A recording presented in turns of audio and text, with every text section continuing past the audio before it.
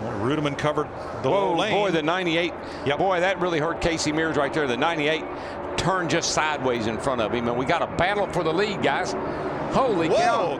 Casey Mears up at the front. Here comes Scott Speed for a transfer spot. He gets past Mears on the right side of the screen. And this is all happening. They'll be coming back to the white flag next time by. That happened because the 98 car got sideways down here in 1 and 2, and they all had to back up a little bit. So now it's Bliss and Speed in the transfer spots. Can Casey Kane hold them off for one more lap? I think, like you said, that 14 and that 2, if they could possibly get hooked up here. And here comes Matt Kentz's. Help is on the way, Smoke, if you just hang on to her. And all Casey Kane in that 9 can do is just try to keep working back and forth between him. I think the low place is where he needs to be, as long as they don't get the run on the high side. Looking back from the leader, Casey Kane. Here comes 14 on the outside. And he's going to get a shot from Montoya. Watch him through 3 and 4 on the high side here. That's all it took right there, just that extra little boost. That 2 Chevys hooked up. Here we come. Slingshotted Tony Stewart right alongside Casey Kane. Looks like the first race. The man on the inside won the first one. Let's see what happens here. All right, who's going to make the Daytona 500? I believe Stewart. Now Kane's fighting back. It's Kane. Kane got it. Casey Kane. By about another inch. First Daytona win of any kind for Casey Kane.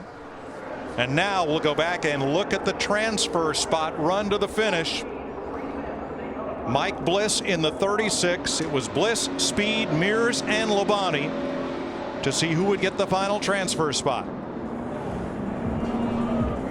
Tommy Baldwin, the owner of that 36 car, 2 years in a row, they have raced their way in, and they did it with a backup car this year.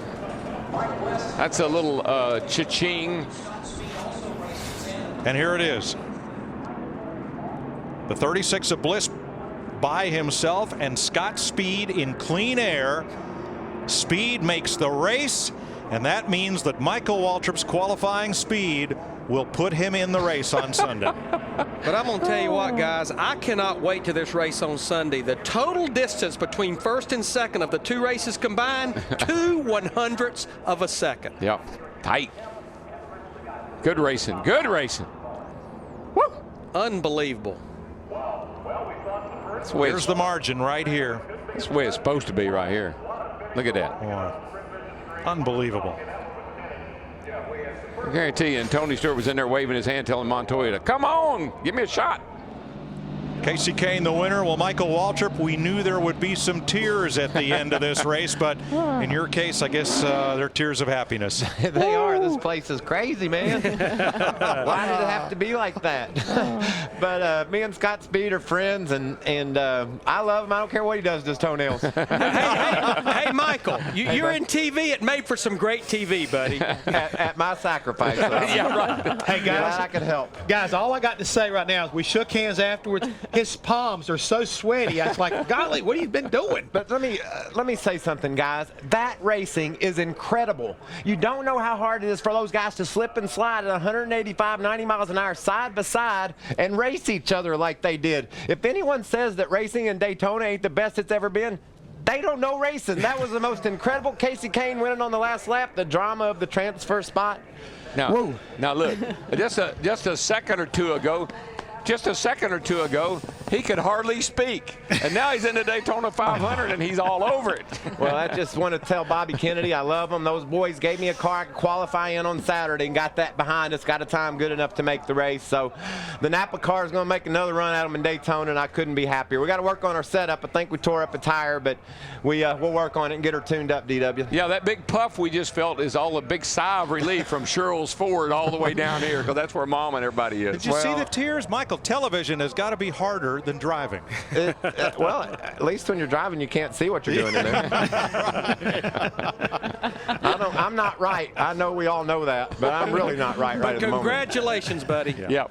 Thank you. We got old Max in too. That's all right. Let's go racing, buddy. Casey Kane's in Gatorade victory lane, and so is Dick Berggren.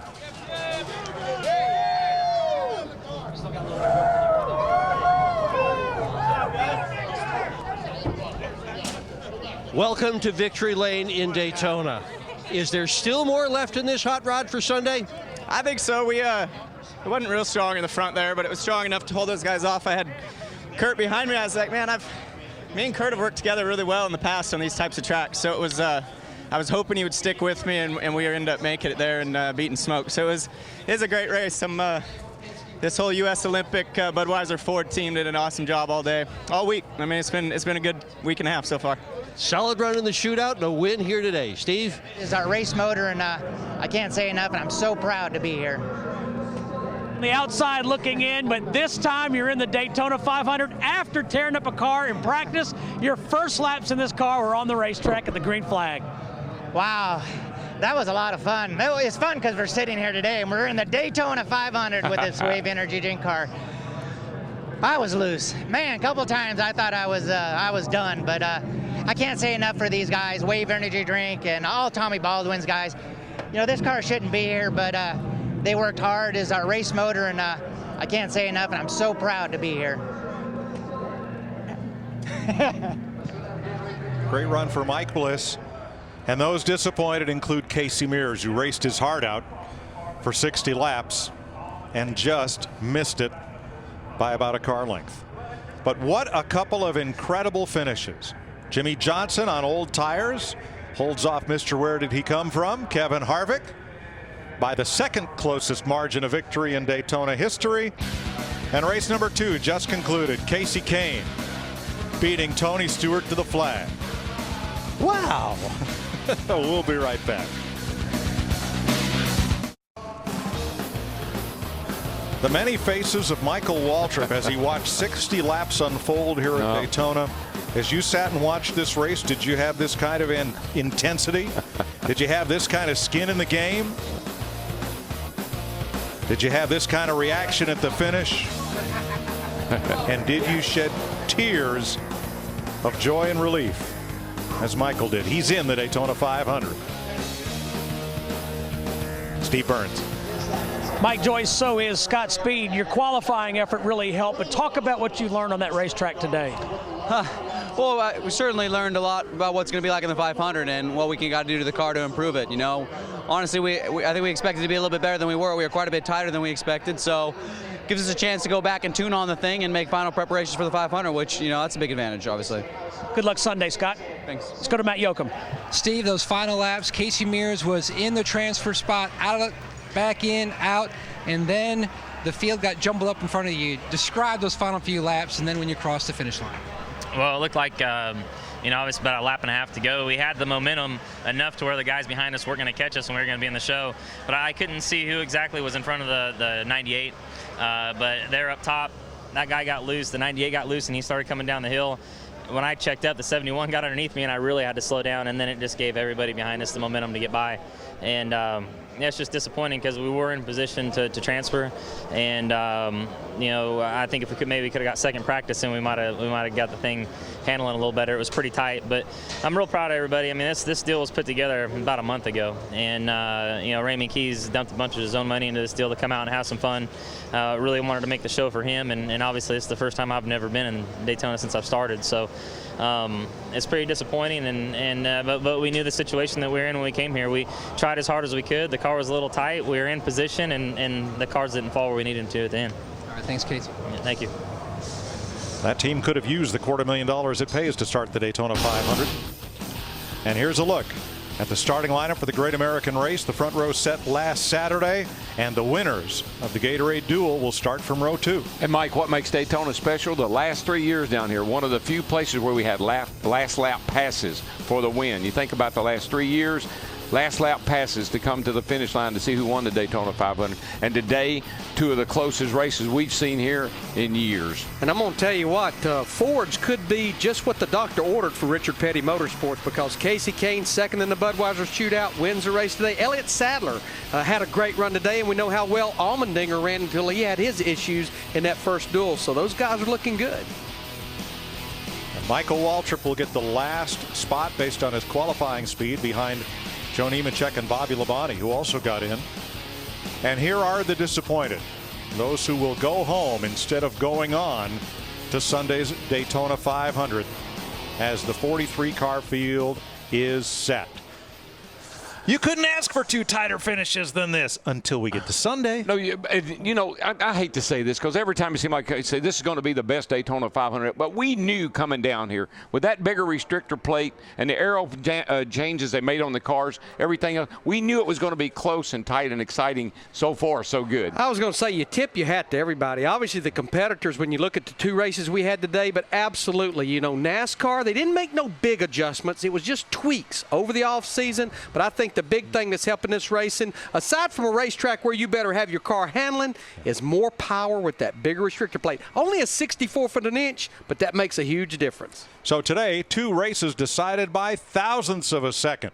And we're off to Sunday in the Daytona 500. We'll have more from Daytona as we continue our Gatorade Duel coverage on Speed.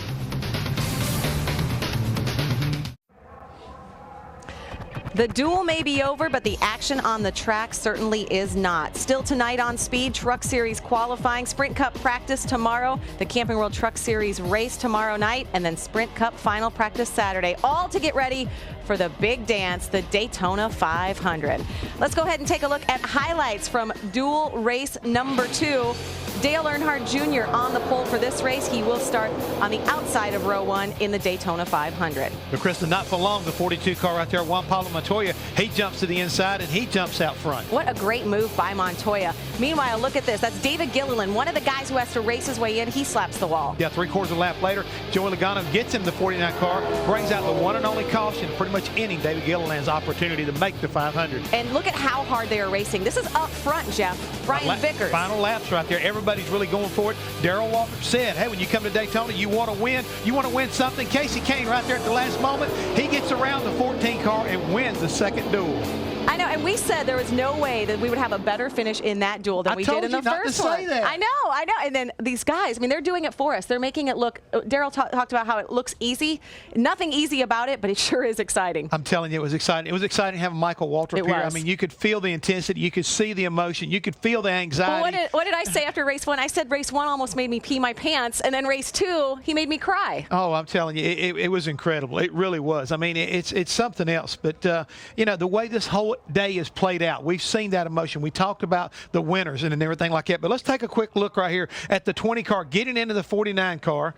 He tries to save it. And this is really what helped Michael out, because look at Scott Speed. Scott Speed has to race his way in for Michael to make it in. That's the way it is. He crossed right in front of 2 guys, the 82 as well as the 90 car. When it's your day, it's your day. Yeah, and it's all about emotion. That's what the Gatorade Duel is all about, because it's the highest of highs, as Michael talked about, the lowest of lows. It's all about the 500. It is. 2 months of preparation. All these teams right now working to get here, to have the opportunity. And you saw guys who really, I mean, the journeymen, the guys who were underfunded, having a chance to make the 500. It was incredible. I mean, the 27 car in the first race came that close. Today, the 90 car, Casey Mears, he had a chance, and just circumstances kept him out and moved Michael Waltrip into the 500. And I want to make sure we don't forget this. 6 cars that are associated with MWR make the race today. I mean, that's incredible right there, including Michael Waltrip. And the guys who now add their names to the list, it's a Max and 3 Mikes. Max Pappas, Mike Bliss, Michael McDowell,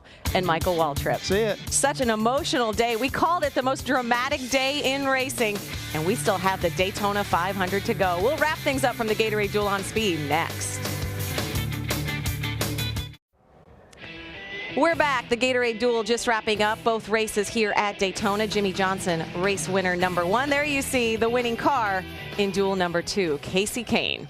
Well, the thing is right now, when you look at the starting lineup for the Daytona 500, you look at the first 3 rows. You got obviously Mark Martin and Dale Earnhardt Jr. on the front row, but right behind them, the 48 of Jimmy Johnson, Casey Kane, Kevin Harvick, and the 14 of Tony Stewart. 3 people who have won the Daytona 500 and 3 that are looking for their first 500 victory. I'm telling you, if this is any kind of indication of what we're going to see come Sunday, I don't know if we can stand 500 miles of this. The emotional roller coaster, the Daytona 500. Live coverage on Fox begins at noon on Valentine's Day. The Duel, of course, it's a heartbreaker, hearts on fire. An American tradition is renewed as Speed Weeks continues in Daytona. The season starts here from the first practice to Victory Lane. Hershey's Milk and Milkshake Speed Weeks at Daytona coverage on Speed continues next with NASCAR Victory Lane, fueled by Sunoco.